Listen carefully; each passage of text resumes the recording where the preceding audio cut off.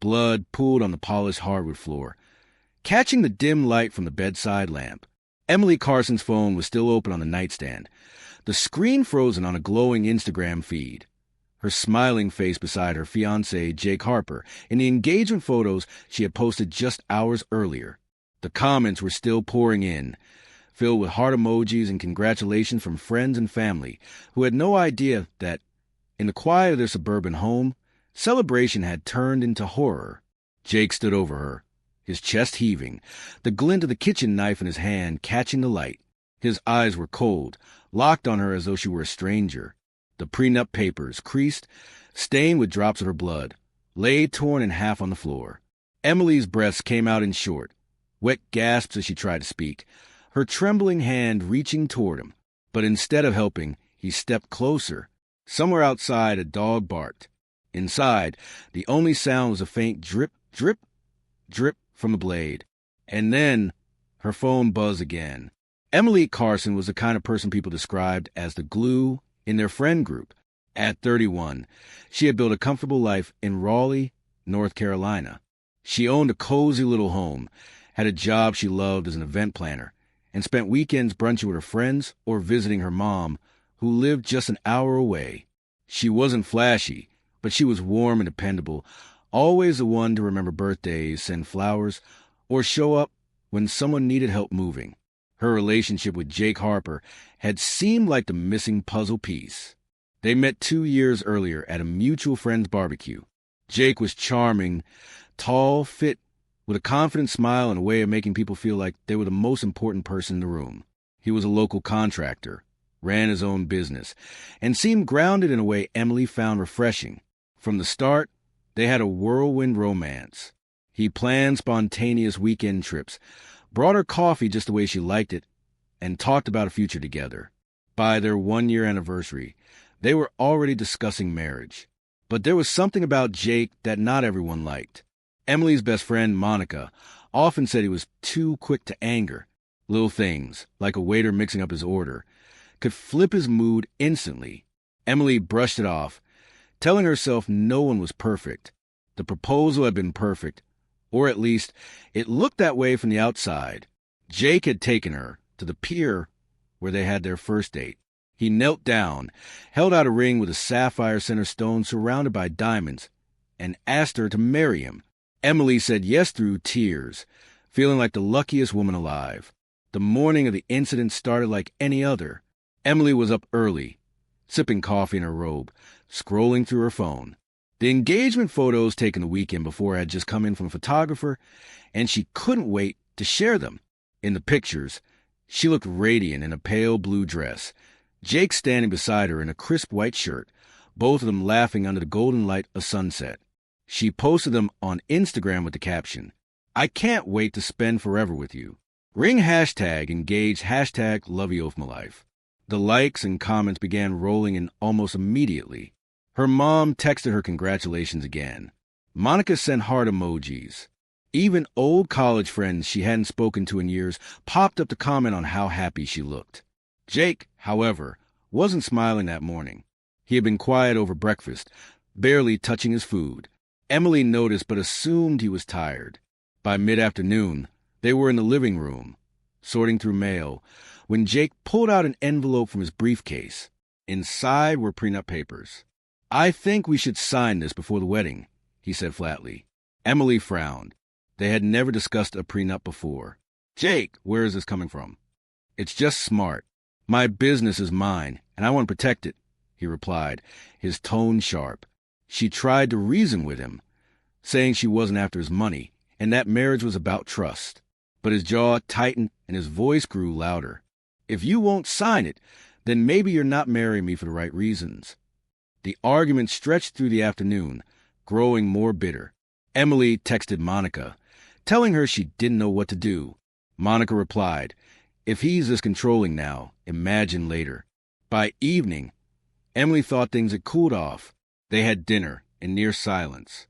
She retreated to bedroom early, scrolling through the sweet comments on her engagement post, trying to remind herself why she loved him. She didn't hear him come in at first, but when she looked up, Jake was standing in the doorway, the torn prenup papers in one hand and something shiny in the other. Her heart thudded in her chest. And in that moment, she realized this wasn't going to be another argument.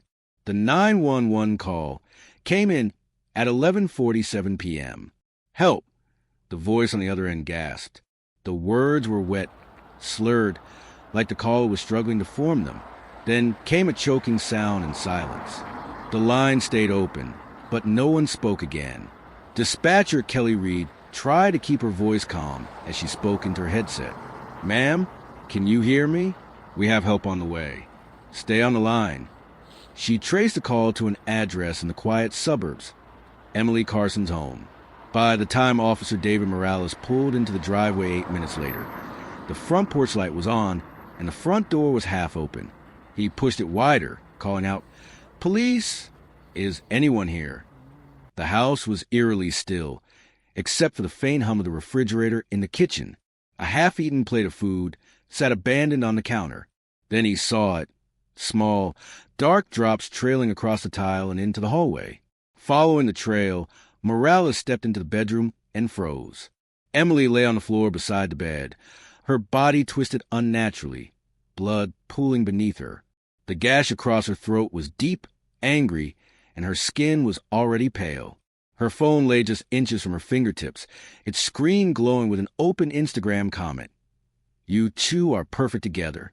Jake Harper was nowhere in sight. "Dispatch! We've got a female, approximately 31, major neck wound unresponsive. Send EMS now." Morales barked into his radio, kneeling beside her to check for a pulse. He found the faintest flutter. She was alive, barely. Paramedics arrived minutes later, working fast to stabilize her as they lifted her onto a gurney. Morales scanned the room for any sign of the attacker. The bedroom window was open, the curtains swaying in the late summer breeze. But there was no sign of forced entry, no struggle beyond the pool of blood. It didn't add up. Detective Sarah Whitmore arrived at the scene just after midnight, her dark hair pulled into a tight bun, her expression set in the hard focus she was known for. She'd worked enough domestic cases to know that the scene didn't have to look messy for the crime to be brutal. "What do we have?" she asked Morales. Victim's Emily Carson. Found her on the bedroom floor with a deep laceration to the throat, barely hanging on. No sign of forced entry. No weapon found. Fiancé's name is Jake Harper. Neighbor says they saw him come home earlier tonight, but no one's seen him since. Whitmore's eyes swept the room, lingering on the scattered papers in the corner. She picked one up carefully with gloved hands. It was a legal document. Get a bolo out on Harper. Full description, vehicle plates. If he's running, we'll catch him. Outside, the neighborhood was quiet. Most houses had their lights off. The world still unaware of what had happened. Whitmore knew that wouldn't last. A violent assault on a newly engaged woman? This would be all over the news by morning. As the ambulance pulled away with Emily, Whitmore stood on the porch, staring into the dark street. She didn't know if Emily would make it through the night, but she did know one thing. If Jake Harper had done this, he wasn't going to get far, and if he hadn't, someone else had just made it look like he had. Detective Sarah Whitmore was at her desk by 6 a.m., nursing a mug of black coffee while scrolling through her inbox. Overnight, she'd received updates from the hospital. Emily Carson was still alive, but in critical condition. She had undergone emergency surgery to repair damage to her trachea and carotid artery. The doctors weren't sure if she'd be able to speak again, if she even woke up. Whitmore hated cases like this, when the victim was still alive, clinging to life, and the one person who would give the clearest account couldn't speak. It meant the investigation had to run on partial truths, fragments of evidence, and educated guesses. The bolo on Jake Harper had gone out countywide just after midnight. By sunrise, officers had located his truck abandoned behind an old service station off Route 14. The keys were still in the ignition. There was no blood inside, no obvious signs of a struggle, and no Jake. Whitmore and Officer Morales drove out to the service station. The lot smelled faintly of gasoline and damp asphalt. The truck sat there like it had been parked in a hurry. "Looks like he left it and walked off," Morales said, glancing around the overgrown lot. Whitmore opened the driver's door and scanned the interior. The seat was adjusted forward, like Jake had been driving. On the passenger seat was a small leather folder, the kind banks give you when you sign mortgage paperwork. Inside was a crumpled copy of the same prenup they'd found in the bedroom, but this one wasn't blood-stained. What's the chance he just panicked after hurting her and ran? Morales asked. Whitmore didn't answer right away. She was thinking about the neighbor's statement from the night before, the one who said they saw Jake return home that evening. If that was true, and Jake left his truck here, how had he gotten home? They canvassed the area. The service station attendant, a man in his late 50s named Reggie, told him he saw the truck around 8 p.m. the previous night. Guy parked it over there, Reggie pointed, then got into a dark sedan. Couldn't see the driver. Took off toward the highway. A dark sedan. Not Jake's truck. Not his style. By mid-morning, Whitmore was sitting across from Monica Evans, Emily's best friend, at a small table in the hospital cafeteria. Monica had been at Emily's bedside all morning, but she looked more angry than grief-stricken. You think Jake did this, don't you? Monica said, leaning forward. I told her from the start. He's controlling. Everything had to be his way. But last week it got worse. Whitmore clicked her pen. Worse how? Monica hesitated, glancing around the cafeteria before answering. They were fighting about money. He wanted her to quit her job after the wedding. Said he'd take care of her. She didn't want to be dependent on him. Then he brought up the prenup out of nowhere. She called me that morning, yesterday morning. Said she felt like he was trying to trap her. Whitmore wrote it all down. The timeline fit. But there was still a gap between an argument over money and a brutal, calculated attack.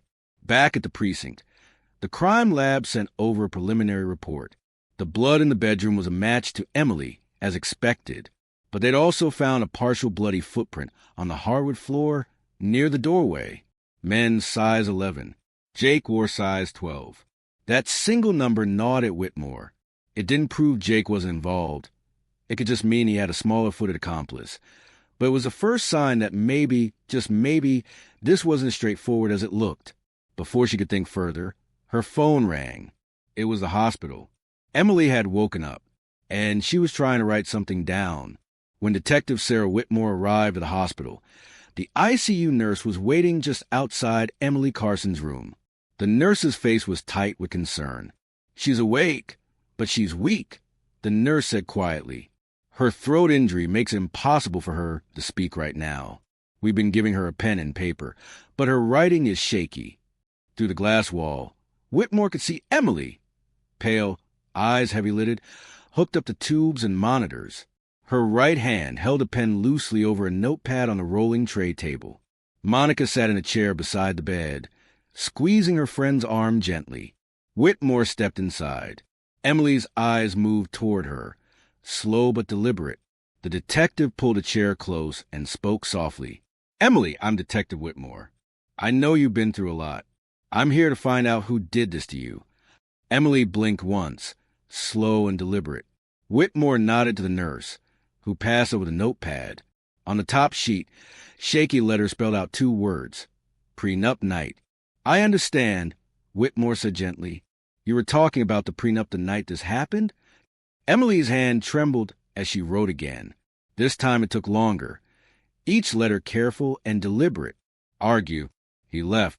Whitmore felt a flicker of interest. Jake left the house? After you argued? Emily's lips trembled, but she blinked twice. Yes. She started writing again, her breath hitching as the pen scraped across the paper. Came back W/man. The words hit Whitmore like a jolt. A man?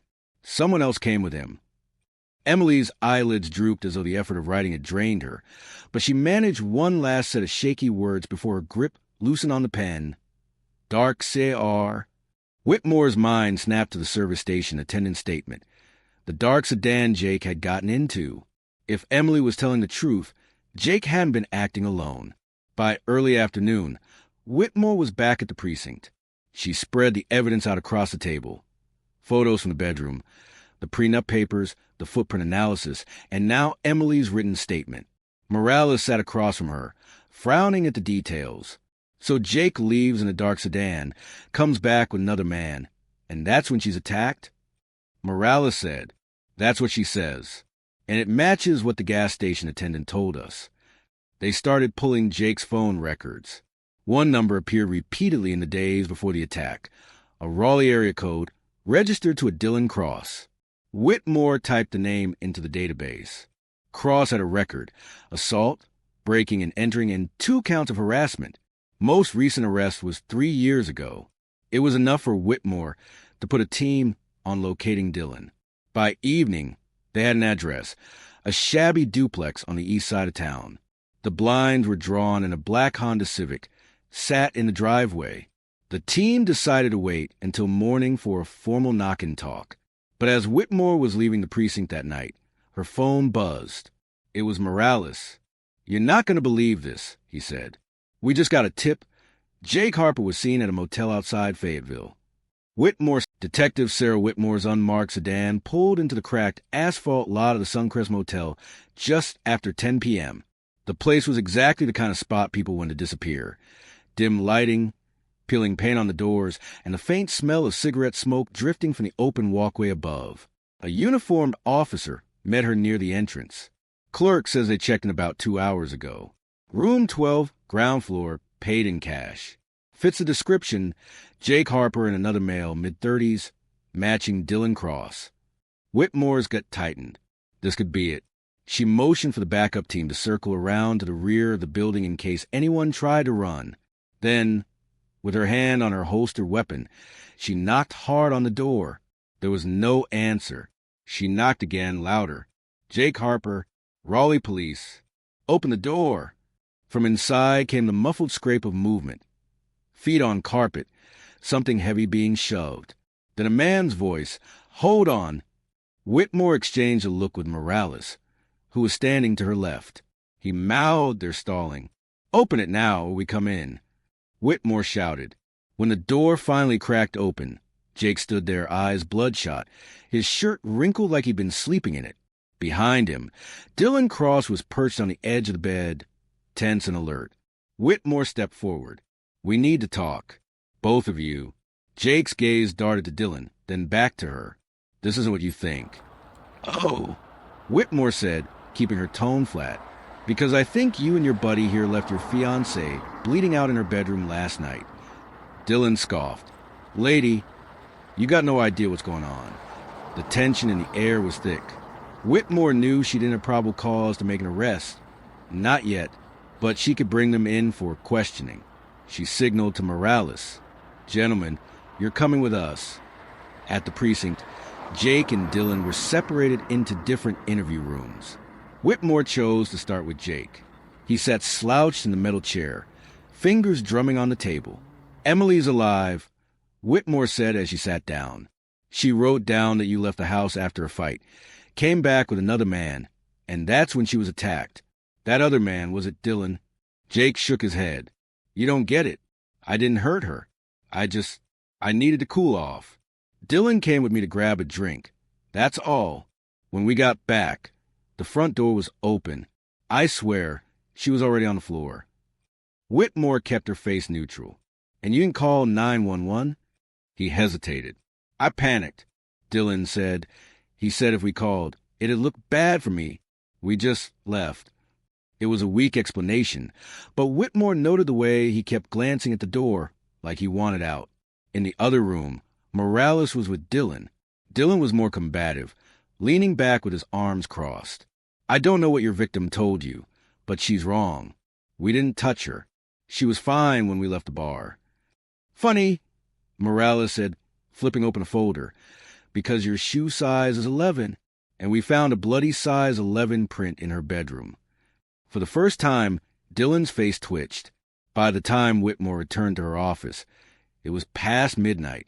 Both men were sticking to their stories, but the footprint in Emily's written statement painted a different picture. She needed more, something that would tie Dylan directly to the attack. The break came in the form of a call from the crime lab.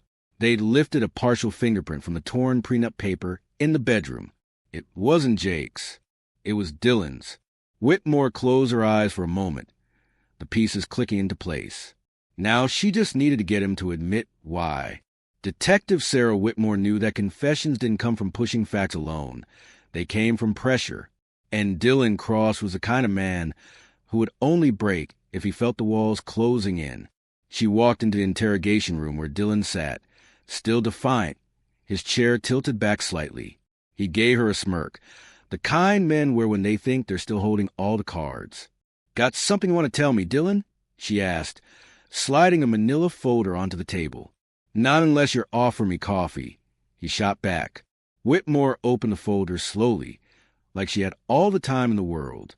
"We ran the prints from a crime scene. Guess who's came back on the prenup papers in Emily Carson's bedroom?" His smirk faltered just slightly. "Maybe I touched them when Jake showed them to me. That's not a crime." "Not a crime," Whitmore agreed. "But here's the problem. You don't get bloody fingerprints unless you were there when blood was being spilled."